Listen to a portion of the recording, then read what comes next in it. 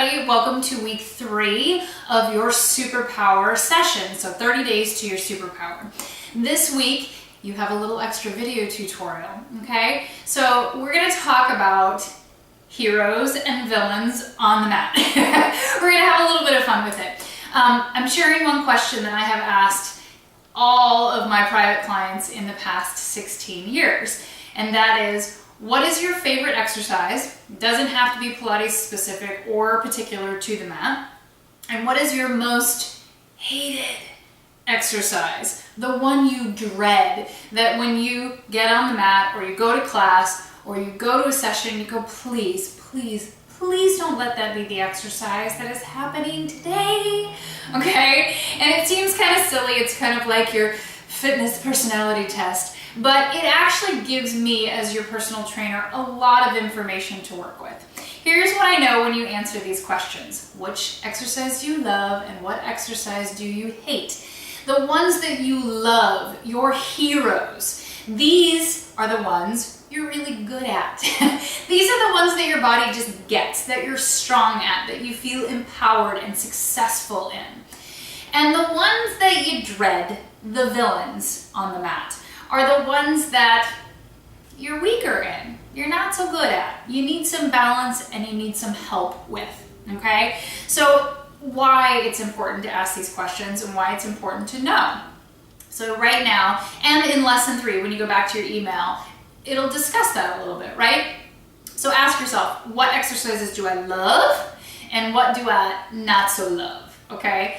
So it's important because as your personal trainer, whether it's on the mat in kitchen, or in person, it's my job to balance your body, right? That's how you get to be your healthiest self. That's how you get to be your most fit self. An imbalanced body either has injuries, or it gets injuries, or you're spinning your wheels in your workouts and you do not get the results that you want, okay? So as your trainer who wants you to be successful, who wants you to get to your goals, it's my job to balance your body in the long run overall, which means you're gonna have to pay attention to the villains, right?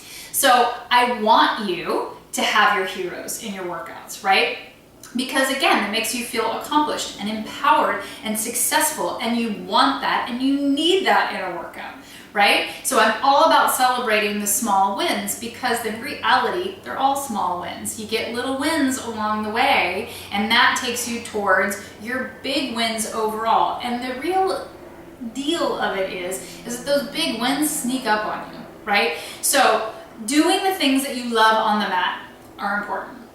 But it's almost more important to be doing the villains, the things that you don't really love, on the mat in order to bring that best balance to your body and to get to your goals and to start to loosen what's tight and tighten what's loose and have equal length, mobility, and flexibility in the body with equal strength, stability, empowerment, and actual power and strength, okay?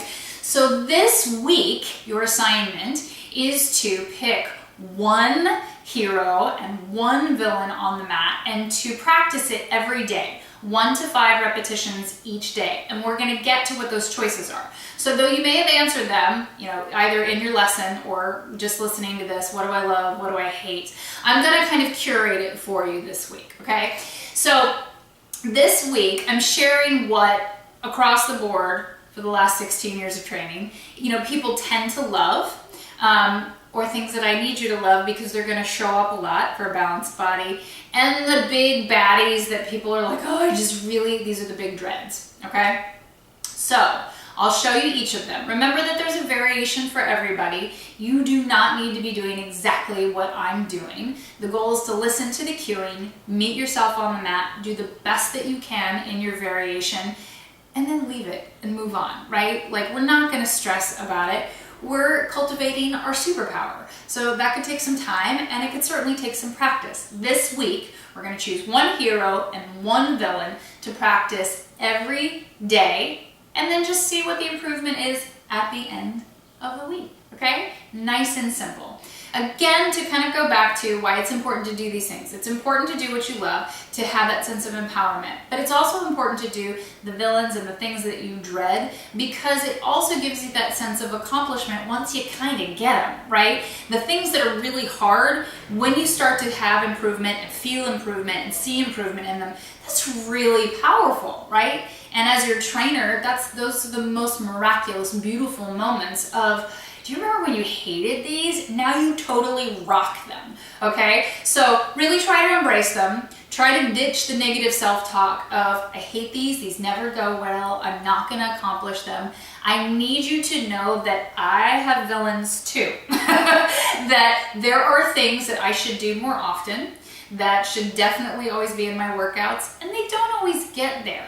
So there are things that I'm really strong at as well. I'm a human person, right? And then there's things that, oh yeah, that should happen more often. And so I'm right on the mat with you, especially in this week, okay? And in fact, I'm gonna share like 2 of them in the villains here. So 1, your first hero is hundreds, okay? So again, there's a variation for everybody. Hundreds are in the hero category because they are the signature move of Pilates and of being on the mat, okay?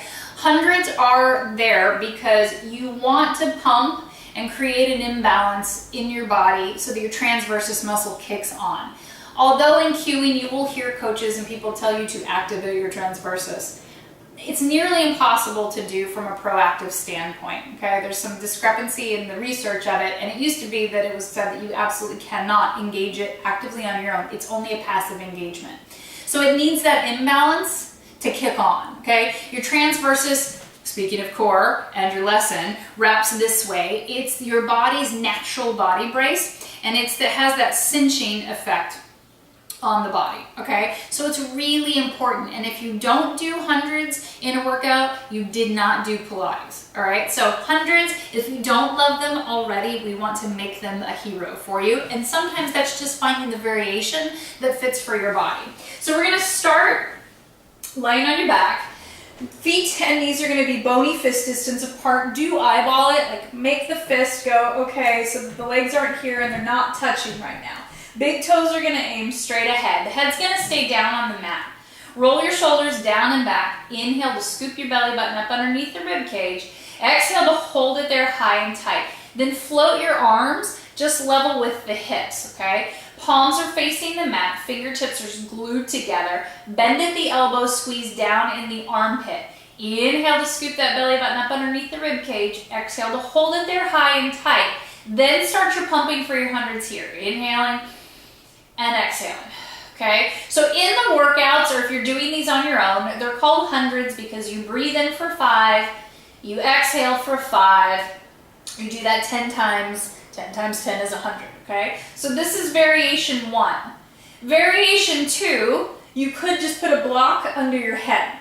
So if you're one of those bodies that the neck gets really cranky, crabby when you lift it up, just set a yoga block underneath it, okay? Then, if the curl up works for you without the block, okay, this would be the next variation, then you can bring the knees to tabletop position, but squeeze them together super intensely.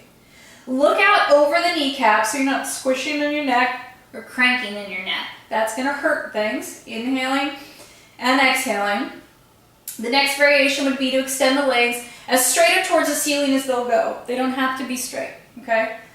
Then, squeezing through the inner thighs, you can start to lower the legs anywhere, even in line with the hips, as long as there's no pain in your low back, no pain in the neck, and the belly is scooped and tucked up underneath the rib cage, high and tight, okay? So this video isn't necessarily meant to be a workout for you. It's a tutorial, right? So that you can look at which variation of hundreds you're gonna pick this week to do, okay? Or you've got 2 more heroes to choose from. Hundreds, you can choose any one of those variations. The next hero is roll like a ball. And I know some of you are gonna be like, that is not my hero, I dread that one. I know, but I want you to love it because it's so good for your body. Okay, so the first variation, you're gonna be lengthwise on your mat, but you're gonna pick up your feet and balance The knees and feet are gonna be that bony fist distance apart, so they're in parallel. And you're gonna grab underneath the knees. Before you go anywhere, okay, you're gonna press your legs into your arms and pull your arms back into your legs. So if I was there, I would push on your thigh and your chest and have you resist me so that I couldn't push you down, okay? So from here, lift the elbows, roll the shoulders down and back, squeeze down in the armpit, and really press your legs into your hands and your hands into your legs. Then scoop your belly button high up underneath the rib cage like somebody poked in the belly button, okay? And then you're balancing between your sacrum and your sits bones. So you're not perked up on the sits bones, okay? You're between it. And it's in that place where sometimes you get that little hop, okay? Or it starts to tremor. That means you're in the right spot and they're just trying to engage the right muscles, okay? So from here, you can just hold this position and use your breath. Inhale through the nose, exhale out the mouth. If you're gonna hold the posture, then you wanna deepen your core contraction every time you inhale and exhale, okay? You're constantly trying to feel that tighten and squeeze and lift the belly button up underneath the rib cage. The next variation would be to rock and roll with it. Inhale to rock back, exhale up, okay? So as you rock and roll, the goal is only to rock to your shoulder blades. It's a massage for your back, for all the little spinal erectors that run alongside your spine, okay? You want to push from the back of the legs, from your hamstrings, to come up. I'm going to show you the bad version. The bad version is kicking your heels to come up. We like to kick up our heels, but perhaps not for rolling a ball, okay? That's the next variation. Then you can do heels together, toes apart, and shift your hands to your shins. Same rules apply. Lower the shoulders, lift the elbows, squeeze down in the armpit, push your shins into your hands, pull your hands into your shins. Then you start to rock and roll. It changes the dynamic a little bit, okay? And if it just feels super awkward or you have a hard time or you roll like a square, right? I know that happens. I used to roll like a square, okay? Then don't get so worried about it. Just get moving. Just literally roll around on the floor.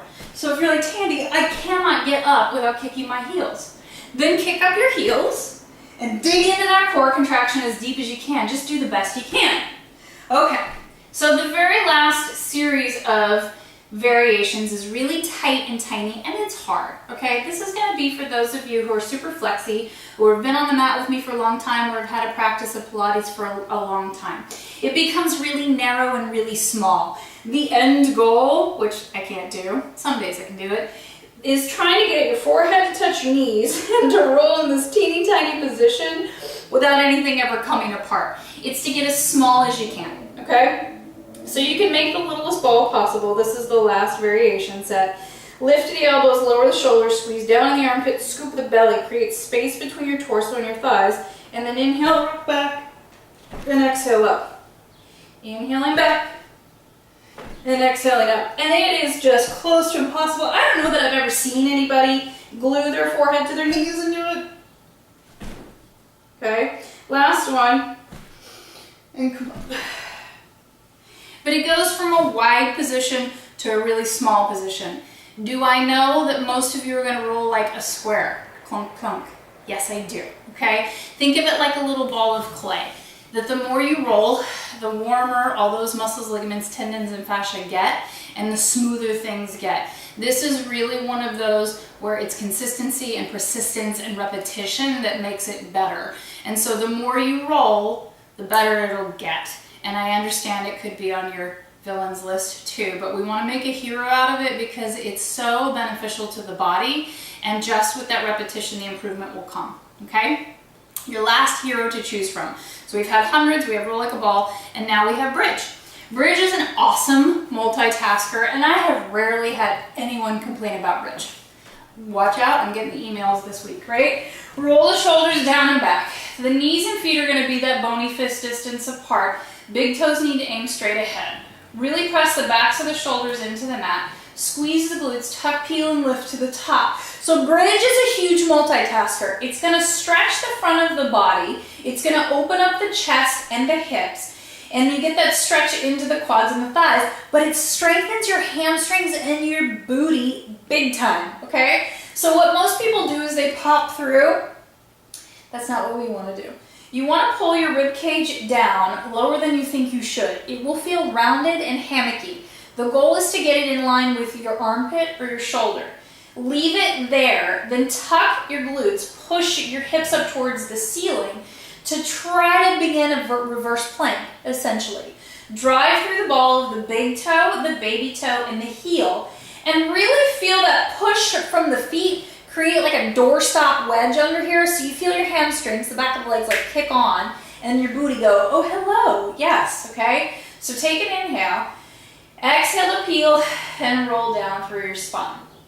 The alignment in bridge is everything, okay? And for Pilates, for me on the mat, you want that reverse plank position that's very structured, very linear, and very straight most of the time, okay? Roll the shoulders down and back.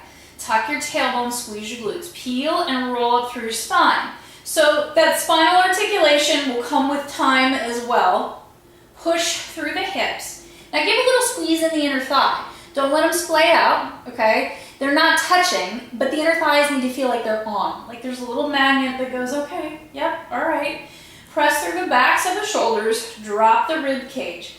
Inhale to lift the belly button up underneath the rib cage. Exhale to hold it there high and tight. Then push out of the feet. Big toe, baby toe, and heel equally to press the hips high. For 4, 3, 2, 1. Peel and roll down through your spine. And then hug your knees in toward your chest. And rock up to a seated position, okay? So those are your heroes to choose from this week. Now on to the villains, right? You guys are like, I was waiting for this. The number one villain on the mat is side plank, okay? And side plank, yes, it has a lot to do with strength, but it mostly has to do with leverage. Where do you squeeze? Where do you press things to get the most support? It's all in the technique, and most people just don't know how to do it right. So it's hard because you're hanging in the joints instead of empowering yourself where you have strength to find that lift, okay? Side plank is an awesome exercise because it's full body and it really digs into the obliques, your transversus, and into the lats and serratus minor and into the pecs. It's so deep and yummy and multitasking, but challenging, okay? So we're gonna start with a bunch of different variations, okay? From here, you're gonna start with your forearm at the back of the mat, okay?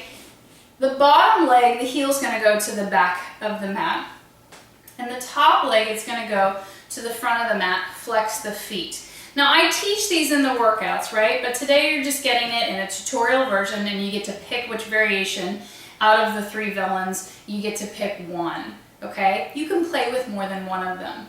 So a traditional side plank would be the elbow right underneath your armpit with the fist in line with your elbow, and it needs to be a fist. When you make a fist, it engages the wrist, which passively supports the shoulder girdle. If you do a flat palm, everything hangs in the joint. Shoulder is the most injured joint in the body, so this is all about leverage. So here you go. You're gonna squeeze down in the armpit and push out of the fist and forearm to lift up in the side. Now, again, I said a traditional one is the elbow right underneath the armpit, but that's a narrow base of support, okay? If that's the one that you go, I just can't do that, it doesn't work. Then you move the elbow out a little bit because you widen the base of support to lift up. Flex through the feet, push through the heels, pull through the toes. Do not go to the sole of the foot, stay on the blade of the foot. Inhaling and exhaling here, okay? Then lower down. From here, you can do your long arm side plank. Same rules apply. You can have the meaty part of the palm right underneath the armpit. Spread the fingertips really wide on this one. Press through the pads of the fingers so much so that the knuckles bend. Wide base of support still. Take an inhale and exhale to press up. So the wide base of support is key. You squeeze down in that armpit to get the suction and the support from the side body. Bend the elbow slightly, and it's gonna feel weird and ugly. That's where the power is. If you lock it out and hang in the joint, ow, please don't do that. It's an injury waiting to happen and it doesn't feel good. Stay on the blade of the foot, okay? Same rules apply here. If that's still a little tricky, you take a wider base of support. Triangles are the strongest structure, right? So you widen that base of your triangle, bend the elbow, squeeze down in the armpit, push through the heels. You want to flex your feet and push through the heels so that you get all of the goods from your hamstrings helping. And then lower down, okay? So I'll demonstrate the other ones on the other side, but you can stay there or just watch, okay? So you have the wide base of support for your forearm plank. You have the wide base of support for your long arm side plank. Then it becomes a narrow variation, okay? So the narrow is leg over leg. Make a fist, elbow to the back of the mat, fist in line with the elbow, and you lift. In some ways, I find this easier because everything's in one line. This can sometimes feel twisted, but this is just in one place. Tuck your tailbone under, squeeze your glutes, okay? Use your booty. Lift the belly button up underneath the rib cage, squeeze down in the armpit. Same rules apply. That one doesn't work so great. Move that elbow wider so you have a wider base of support. You won't come up as high, okay, but you get that oomph to it. Then the last one is the long arm. Spread the fingertips wide. Push through the pads of the fingertips so much that the knuckles bend. That's important because that's what kicks on the wrist muscle. Leg over leg, push through the heels, pull through the toes, press up. But don't feel like you have to haul with your arm. Bend at the elbow, squeeze down in your armpit. It's actually more upper back and lat strength than anything else. So that squeeze in the armpit gets you into the goods and gets you out of hanging in the joints. 3, 2, 1, and then come on down, okay? So side plank is your first villain, and there's still a variation. If none of these variations really speak to you, email me, post in the private Facebook group, or come find me on social media. There are 2 other variations that I can kind of dole out, but I totally want you all to try one of these if side plank is what you have trouble with, okay? The next one is teaser. Teaser is one that is one of my villains, okay? And it's one of those that's a comprehensive exercise. It engages a lot of things. A lot of things have to work together to get it to work. So it's one of those that it's so impressive and it looks like magic.